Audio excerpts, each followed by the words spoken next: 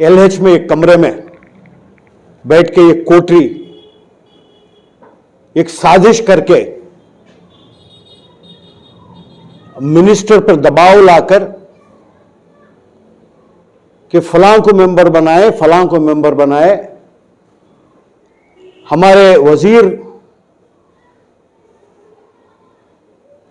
उनका मसला ऐसा है, वो किसी को जबान दे दिए, वो सलमान खान जैसा, एक बार किसी को कमिटमेंट हो गए तो वो अपने आप की भी नहीं सुनते। तो उनसे कमिटमेंट ले लेते हैं और गलत लोगों को जो है कि नामजदगी हुई है, किसी के ऊपर जो है कोर्ट में केस है, किसी के खिलाफ जो है लोकायुक्ता में इंक्वायरी है, और एक साहब जो अपने आप को बहुत मोतबर समझते हैं, वो बहुत मुक़द्दस समझ के उनको जहां कहीं भी जाते हैं उनको लेके जाते हैं।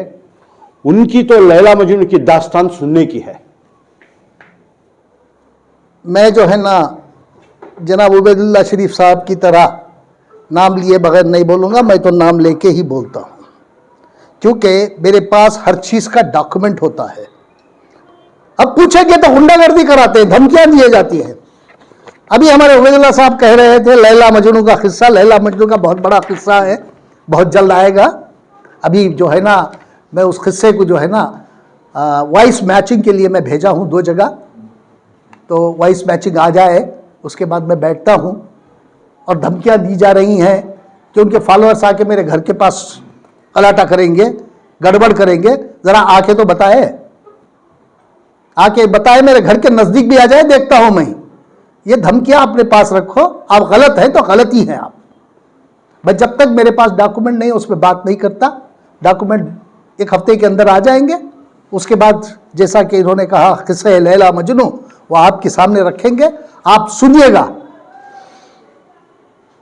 तो तू भी आज ये तीसरा साल सरकार बनी, तीसरा साल में तू भी किसान के इशू नहीं देगा।